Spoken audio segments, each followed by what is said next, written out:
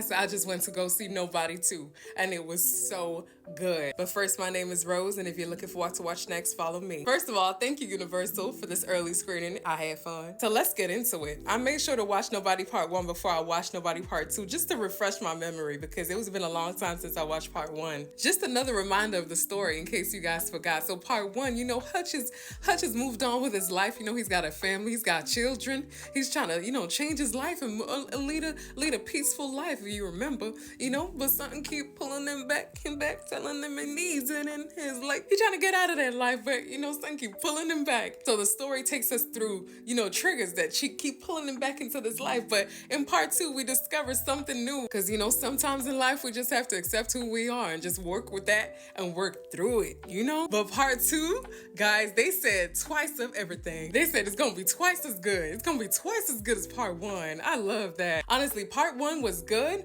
and I was like, okay, how they gonna make this better? But guys, they said, okay, we gonna give it to you. What I love about Nobody is like, it's its own franchise. You can't really, of course you can compare it. You can compare it to like a John Wick or something like that, but it gives you so much more of a different style of action, and I love that. Like, first of all, it has its own arc, its own story, which I love.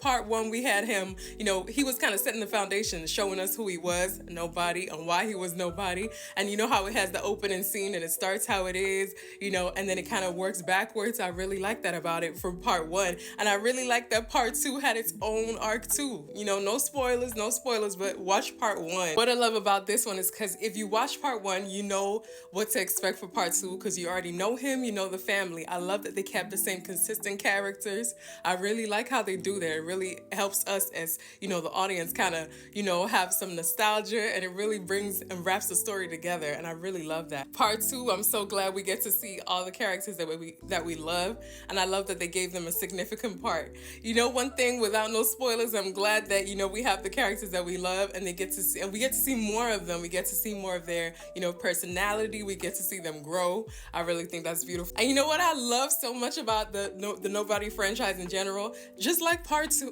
1, sorry. How we have the fun house. It's kind of like how we have Home Alone, and Home Alone is like when you have the action. How Kevin McAllister, he set up the house, and he always makes it like even though he's hurting the bad guys, he makes it fun. Like, he sets up the traps, he sets up the things. How we have it in part 1. I love that, he does that. And I love that about his character, and I love that they're able to show us that type of action again. That was cool. And that's not really a spoiler, because it's how the Nobody franchise is, if you know it and you watch it. So I really love that we get to experience that again in a new way. I'm not going to tell you how, but in a new way. And